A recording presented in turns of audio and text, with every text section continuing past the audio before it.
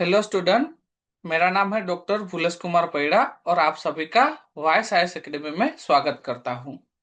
ठीक है, तो हम स्टार्ट करते हैं ऑल इंडिया टेस्ट सीरीज का।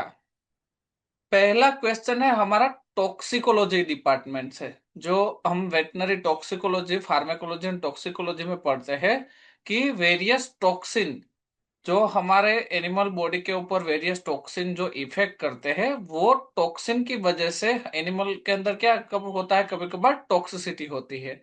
तो हम उसको ट्रीट करने के लिए क्या करते हैं, उसको एंटीडोट देते हैं। तो वो एंटीडोट है, वो स्पेसिफिक टॉक्सिन के अगेंस्ट में ही काम करता है।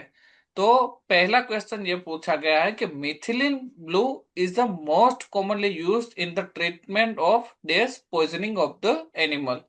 तो आप में से अगर किसी को आंसर पता हो तो मेरे को सिर्फ बता सकते हो आप। Nitrate. Okay, very good. Nitrate.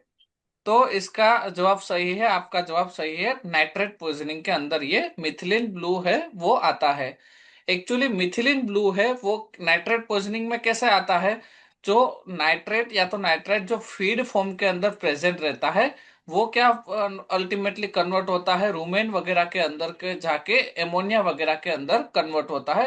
ये पॉइजनिंग सिर्फ और सिर्फ रूमिनेंट के अंदर ज्यादा दिखने को मिलता है, क्योंकि रूमिनेंट के अंदर क्या प्रेजेंट रहता है, माइक्रोबियल प्रोटीन एंड माइक्रोबियल अलग अलग तरह के जो माइक्रोप्लाज्मा वगैरह है वो प्रेजेंट रहता है। तो नाइट्रेट एंड जो नाइट्रेट का पॉइजनिंग है वो मेनली रूमिनेंट के अंदर ही हमें मिलता है।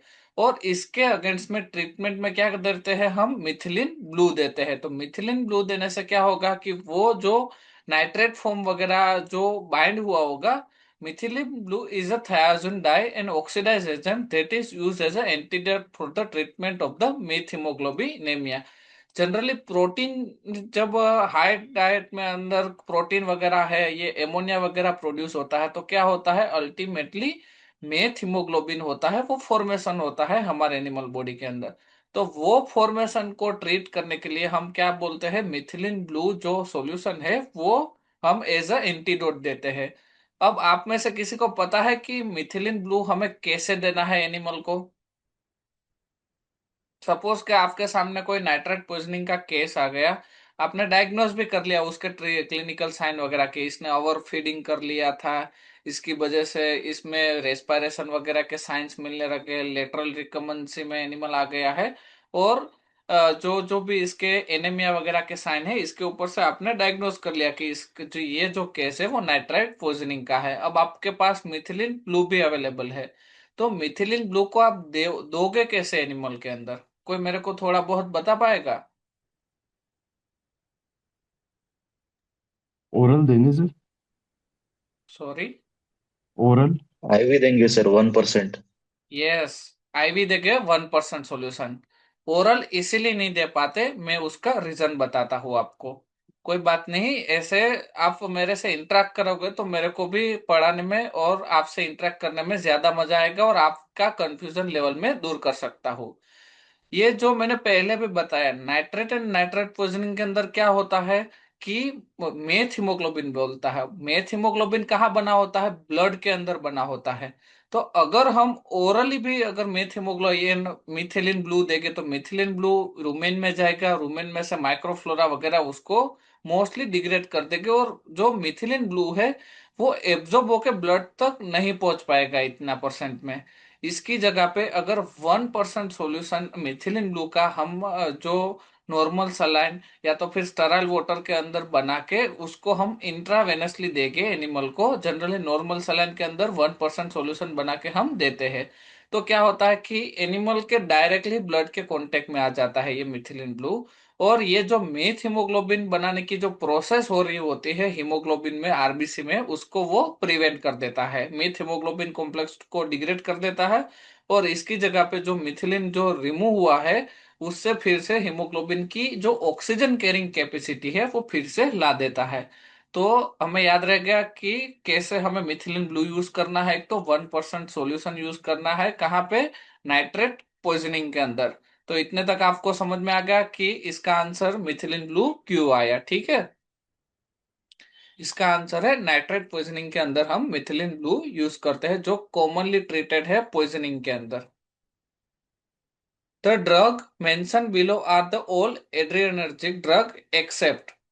पहले तो ये क्वेश्चन एक्सेप्ट वाला जब भी क्वेश्चन हो ना, तब ध्यान से पढ़ने का है हमें, क्वेश्चन भी और साथों साथ उसके चार ऑप्शन भी।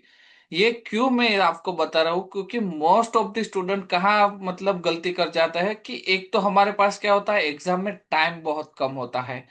1 मिनट के अंदर हमें एक या तो दो क्वेश्चन फटाफट पढ़ के उसका आंसर टिक करके सोल्व करना होता है। तो हमारे पास क्या है, टाइम बहुत कम रहता है। तो हमें क्या करना है कि जो क्वेश्चन एक्सेप्ट वाला हो ना, वहां पे थोड़ा रुक जाना है, क्योंकि कभी कभार क्या होता है कि एग्जामिन का हमें आंसर भी पता होता है, लेकिन फिर भी हम गलत ऑप्शन चूज करके जाते हैं। कि इधर क्या जल्दी जल्दी में पड़ रहा है कि एड्रिनर्जिक ड्रग बिलो मेंशन में से कौन से एड्रिनर्जिक, तो पहला ही मैं एपिनेफ्रिन दिखा और एपिनेफ्रिन हम टिक करके आ गए। लेकिन ऐसा नहीं होता, इधर लास्ट में क्या लिखा है, एक्सेप्ट। तो आपको ध्यान में रखना है कि ये जो चार ड्रग दी है, इसमें से कौन सी ऐसी ड्रग है जो एड्रिनर्जिक ड्रग नहीं है, आप मेरे को बता पाओगे अभी? सी। ओके, कार्बाकोल है वो एक एड्रेनर्जिक ड्रग नहीं है, आपका आंसर सही है। क्योंकि एपिनेफ्रिन है, नॉन एपिनेफ्रिन है, ये तो एड्रेनर्जिक ड्रग आपको सबको पता ही है, और डोपामिन भी एक एड्रेनर्जिक ड्रग है। तो इसका आंसर आता है कार्बाकोल, ठीक है। ये एक संधु बुक का क्लासिफिकेशन का मैं इमेज लेके आया हूँ, इधर आप देखोगे क्लासिफिकेशन के अंदर, तो एपिनेफ्रिन इधर दिया है, नॉन एपिनेफ्रिन एंड डोपामाइन है, जो केटेकोलामाइंस के कैटेगरी में आता है, जो एक non selective adrenergic receptor agonist है। जबकि इधर कहीं पे भी क्लासिफिकेशन में कार्बाकोल वगैरह नहीं दिया हुआ है। अब आपको एक ट्विस्ट करके मैं थोड़ा बहुत पूछता हूँ। हमने चलो ये क्वेश्चन तो देख लिया, लेकिन आपको ये क्लासिफिकेशन भी अच्छे से याद कर लेना है, क्योंकि मोस्टली ये एड्रेनर्जिक ड्रग वगैरह के अंदर से कुछ कुछ एग्जाम्पल बहुत बार पूछे गए हैं। जैसे कि ये जाइलाजिन वगैरह है, तो जाइलाजिन अल्फा 2 एड्रेनर्जिक रिसेप्टर एगोनिस्ट है, ये भी बहुत बार पूछा गया है। देन इसमें से ये मेटाफेनामाइड वगैरह है, वो नॉन केटाकोलामाइन है, ये भी एक याद रखना है। और केटाकोलामाइन तो अब हम सबको याद ही है कि एपिनेफ्रिन है, नॉन एपिनेफ्रिन है, आइसोप्रिनालिन है एंड डोपामिन है। तो ये चार जो है वो केटेकोलामाइंस के अंदर आता है।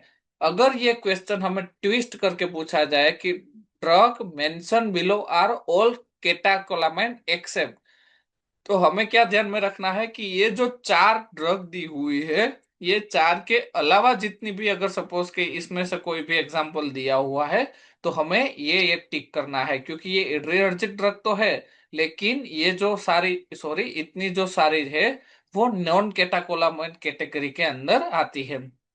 तो एक तो मैं इसके साथ साथ इसके ऊपर से एक क्वेश्चन दूसरा भी ये याद कर लेना है कि what is the, which is the catecholamine and which is the non catecholamine, ठीक है। इसके ऊपर से हमें चार तरह के क्लासिफिकेशन, एक तो एग्जाम में जाने से पहले एक बार देख के ही जाना है, बिफोर जब आप एंटर हो एग्जाम हॉल के अंदर। एक तो एड्रेनर्जिक एगोनिस्ट का जो क्लासिफिकेशन है, देन एड्रेनर्जिक एंटागोनिस्ट जो जो भी है, देन जो एसिटाइल कोलिन एगोनिस्ट है, देन कोलिनर्जिक एंटागोनिस्ट है। ये चार क्लासिफिकेशन जो है sympathetic and parasympathetic nervous system के अंदर दिया हुआ है। तो ये क्लासिफिकेशन अगर आप देखोगे तो हर एक क्वेश्चन के पर के अंदर एक या तो दो सवाल उसका क्लासिफिकेशन के अंदर से ही होता है। तो ये दो क्वेश्चन के लिए आपका मार्क फुल आपको at the time of the movement आपको मिल जाए, इसलिए ये ध्यान में रखना है आपको। तो इसका सही आंसर है कार्बाकोल करके, ठीक है।